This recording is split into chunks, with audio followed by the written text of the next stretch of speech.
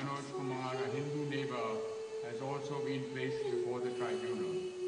He testified to the fact that the attackers pulled the babies out with the men, then poured petrol over them and burnt them. The police merely stood back and watched. Number 2, between 2:30 and 2:45 p.m., Thank you for loving me.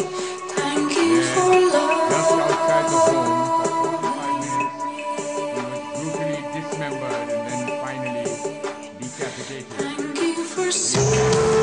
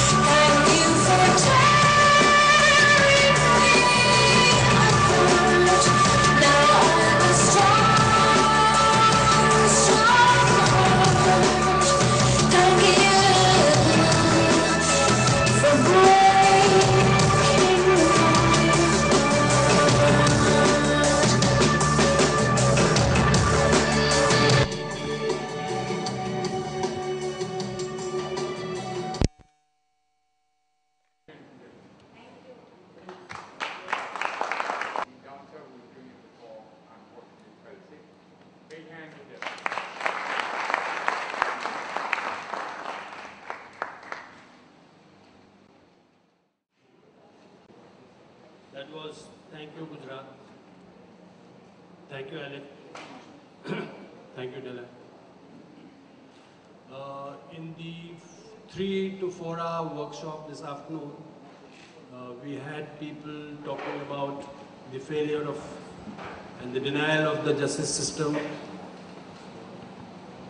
failure of justice delivery, be it Delhi 1984, be it Mumbai 92, 93, be it 2002 Gujarat, be 2008 Kandhamal. And as Harshmandan reminded us right in the beginning that it all began with 1983 Nelly. He also talked about Bhagalpur, he also talked about Hashimpura, and much of the story, much of the accounts had to do with the failure of the justice system. What do we do then? The public meeting which we are now starting is going to concentrate on what can be done to prevent future carnages, massacres, pogroms of this kind. May I invite Justice Osbert Suresh to the dais. Dr. Narang, Harshmandan, Rahul Bose, Tista Setalwar, John Dayal, I'm sorry. Tista Setalwar. You are seeing many of the same faces that you saw earlier in the afternoon during the workshop, but this time we are going to talk about something else. The prevention and punishment for communal violence and targeted violence. The need for a bill on that. Asghar Ali Engineer Saab is supposed to be with us. He should have been here already. Hopefully he will join us soon.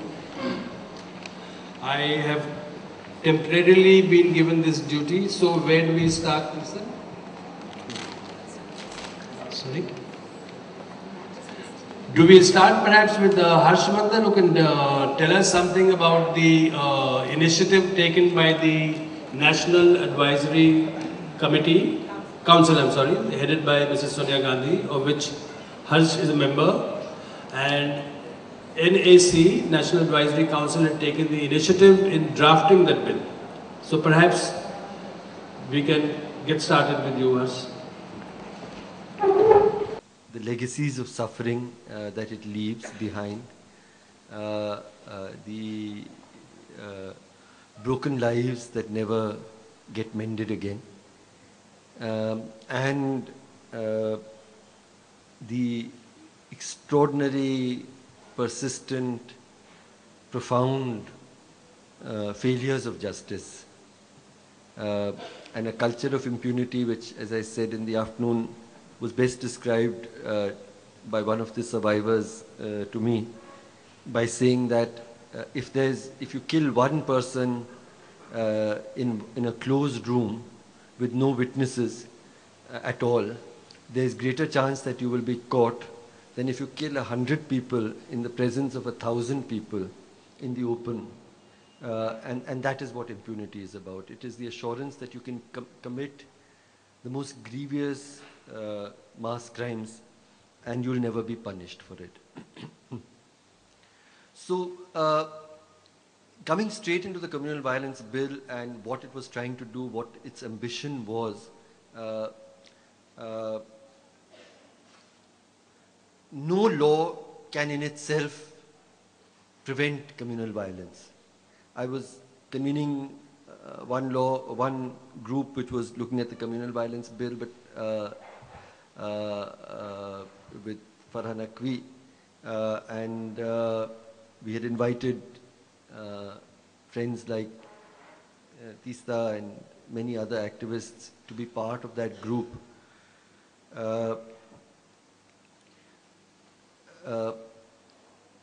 Likewise, I was also convening a group which was looking at a food rights bill, a national food security bill. That bill was not going to end hunger.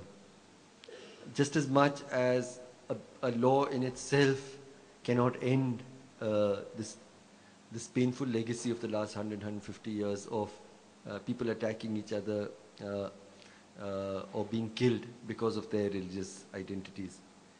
But we had faith that if we get it right, we can create a situation where it is far less likely for such violence to occur and remain uncontrolled, and even less likely that justice will simply the culture of impunity, and as I said, the lives that never get joined again. Can we address some of that through a law?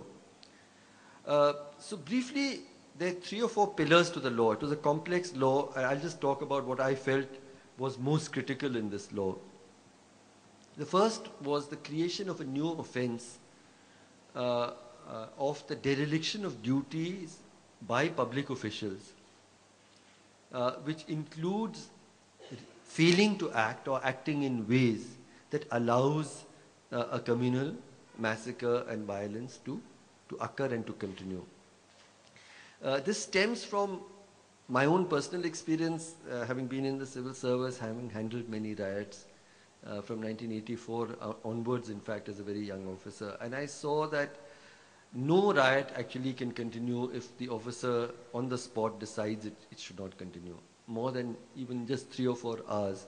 And the enormity of the offense, the crime of a public official who allows people to be slaughtered, houses to be burnt, lives to be destroyed. I think, but there was an Urdu poet, I'm a little illiterate, Bashir Badr, who said, "Log टूट जाते हैं एक घर बनाने में, तुम तरस नहीं खाते बस्तियां जलाने में." So people who allow that kind of suffering to happen, which we talked about a lot this afternoon, whose duty it is to control it. And the expectation, when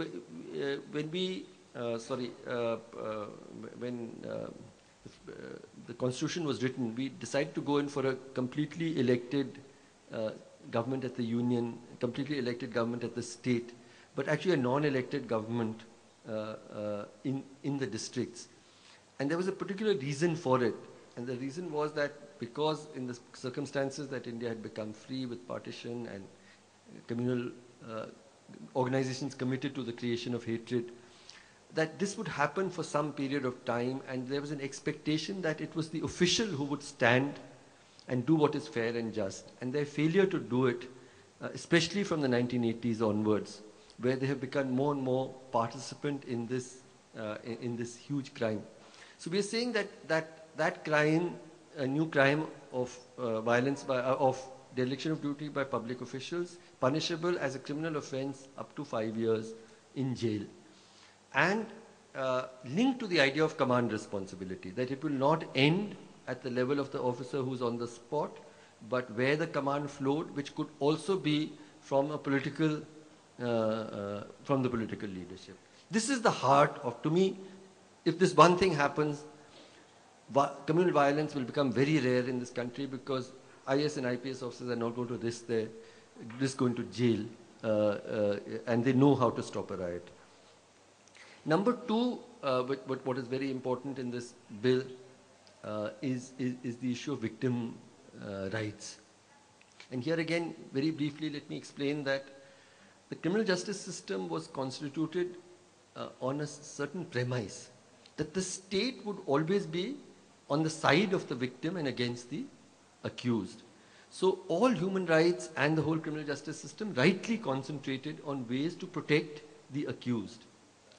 And actually the victim has legally no role to play. It is the state which prosecutes, the state which appeals. It's the public prosecutor who adduces the evidence, etc. But what happens if the state is against the accused, hostile to the victim, and on the side of the accused? It was never envisaged, and there are no checks and balances, as we can see in the criminal justice system, to envisage such a situation. And the situation is not unusual. The state machinery is hostile to Dalits, to Muslims, to tribal people, and to women, and so on. And in those situations, you need to have protection of victim rights, which is a whole set of rights that are envisaged in this law, which allows you, for instance, you don't even, at present, you don't have a right to get even a copy of your statement before the police. So I say ABC killed and DEF saw. The police doesn't write, the police writes an anonymous mob came. And I keep saying later that I said it, but I don't have any evidence, so you can get a copy of that, etc., through the whole investigation process. You are, in the court, you have a right to have your lawyer adduce evidence, not just the public prosecutor. You have a right to file an appeal. So things like this, which were very, very critical, is the second, to me, the major pillar of the law. And the third is national standards of relief and rehabilitation. I'm just coming back from Assam, and the displacement of 5 lakh people and the kind of suffering that you see there. The state government has given 20,000 rupees for complete house damage, which is actually much less than even Gujarat gave, which was 50,000, and that was also 10 years ago. And so, you have this completely arbitrary decision about what you want to give, who you want to give. And all of us, all political parties, and I must say this, the Kerala CPM government actually, in Marad, there were 2 sets of incidents in 2002, 2003. One in which the victims were primarily Muslims, the first incident, and then the second where the victims were primarily, in the retaliatory attack, were primarily Hindus. In the latter, they gave 10 lakh rupees death compensation, which was the highest ever given. In the former, they didn't give any compensation at all.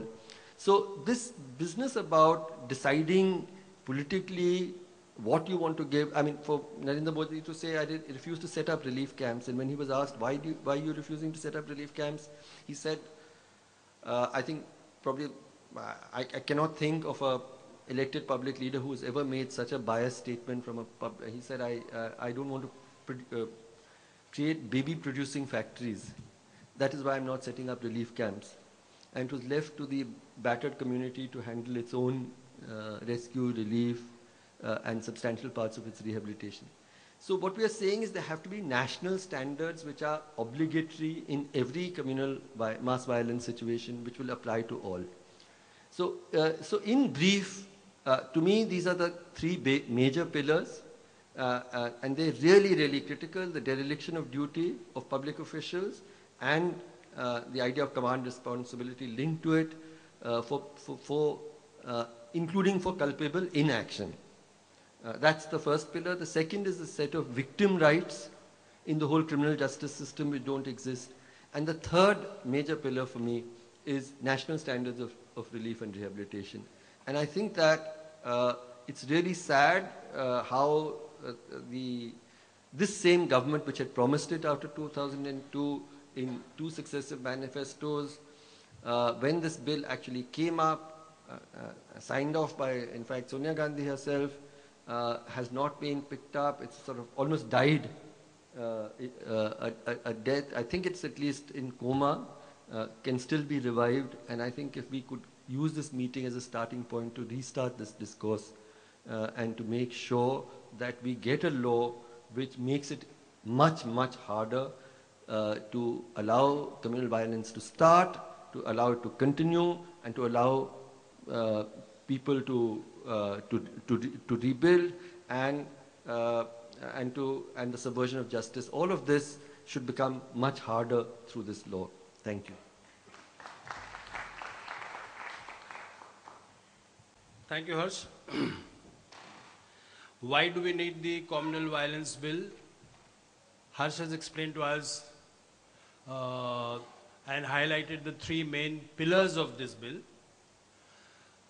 In the magazine that we published, Communalism Combat, some months ago, we had done a cover story on this and on explaining what the communal violence bill is about.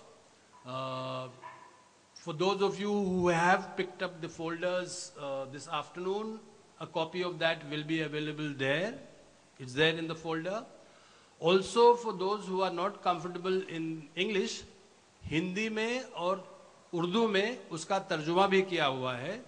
वो भी अगर आपने folder ले लिया है तो उसमें होगा. अगर आपने फोल्डर नहीं लिया है तो वो बाहर जाते वक्त आप डेस्क पे उसको मांग सकते हैं. Harsh has not only explained the rationale and the need and urgency for such a bill to be enacted, But he's also pointed out that how the bill is kind of just been put in the back burner and almost forgotten.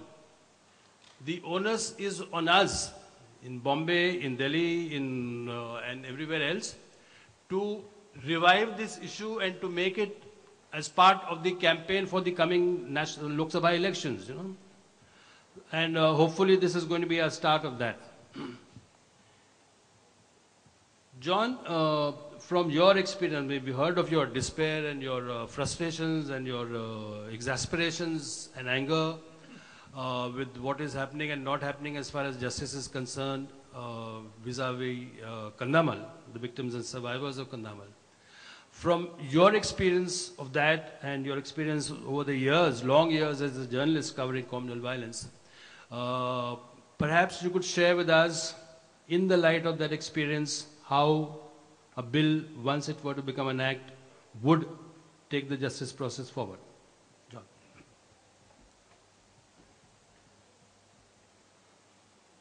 I want to divide my 5 minutes into two parts. One of them is how the bill was sabotaged. I think it is important to understand how it was sabotaged if you want to revive it.